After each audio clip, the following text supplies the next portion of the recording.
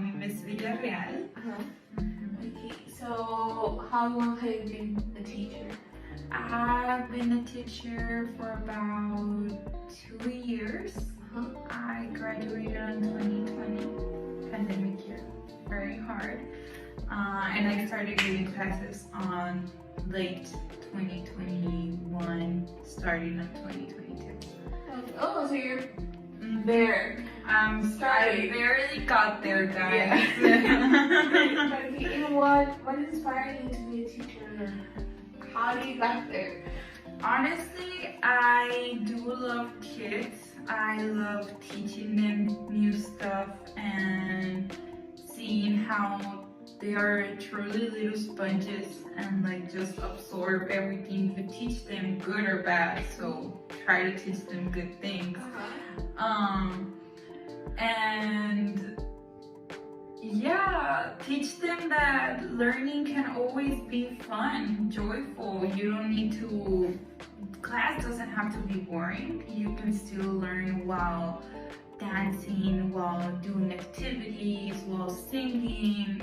The thing is, learn while you're playing. That way, everything is interesting for you.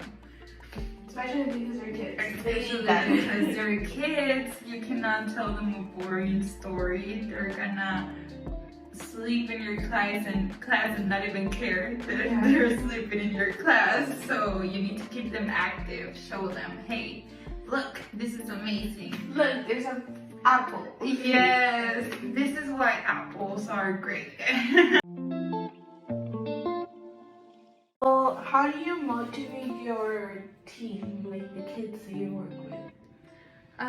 The thing with kids is they find everything interesting if you really think about it.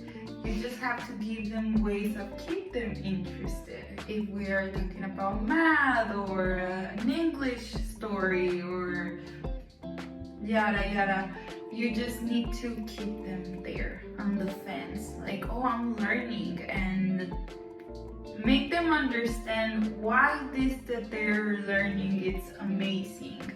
And Like a game kind of thing? yes, like a game. Make them brainstorm and think, what is gonna be today's lecture if we have a Trojan horse on the board, you know? And they'll be like, oh yes, we're talking about this. That's a way to keep them like, want them to know, what are we gonna see next chapter? Let me see, so I can be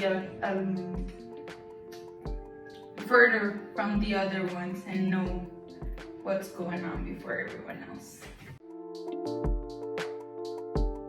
How can you describe your leadership style when it comes to like kids? A good way to have good leadership with kids is always make them feel like their voice is valuable, like they're a valuable team member. We're making a choice and we are taking into account, what do you think, what is your opinion on this. They need to feel like they're part of it, and that way it's easier to follow you if you feel like they're following me. That's a good way to deal with them.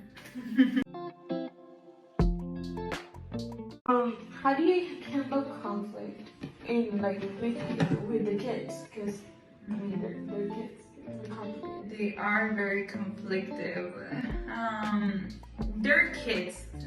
The bad thing about them is they get overwhelmed very easily. Something could happen and they truly believe it's the end of the world and they're crying or someone's mad at someone. What's good also with kids is you're able to distract them. So whenever there's a problem or whenever they are feeling like it's the end of the world, you just need to grab their attention back and try to focus on other stuff. And then when they are done with their meltdown, then teach them how to communicate better instead of getting overwhelmed and making chaos for everyone. So can you tell about a time you had like a crisis? with them? Yes. Thankfully, there's not a lot of crises under my leadership. However, there's been times, this one time we ran out of paper and we were doing a DIY project, and we literally have like 3 pages left, and we were like 24 kids. So what I did is I saw that around the classroom we had a lot of past projects. So I told them if they could collect paper they see around the room, since the season was already gonna change, so we were gonna decorate it anyways. And it was a good way to also show them recycling, reusing. So it was amazing. We grabbed a lot of paper and we did a lot of DIY projects with recycled paper. So you taught them and you keep them calm? Yes, yes, we were all... We We got this, guys. We just need to find more paper around our room. You were on the same page. Yes, we were in the same page.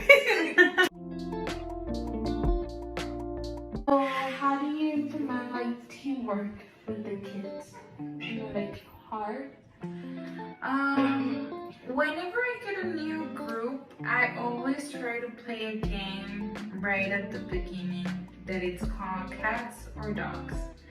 So I ask the kids if they are a team cat or a team dog, and if they like dogs, I separate them, and if they like cats, I separate them, and then I ask them, what's your favorite dog, which type of cat is your favorite, and whoever has the same favorite dog, for example Chihuahuas, and whoever has the same cat, like, oh, I love white cats, I make them work together. I pair them up or team them up, and they need to work together all over the year.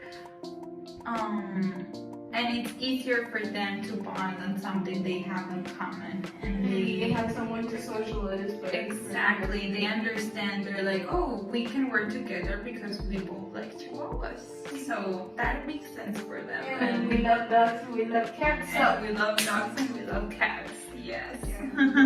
That's great. So thank you very much. Thank you for having me. Yeah, it was great. It was a pleasure. Yes.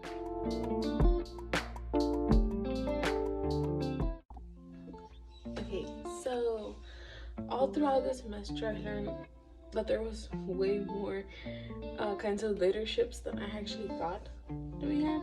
That it was just like a derivation, you know? I don't know if that's the word.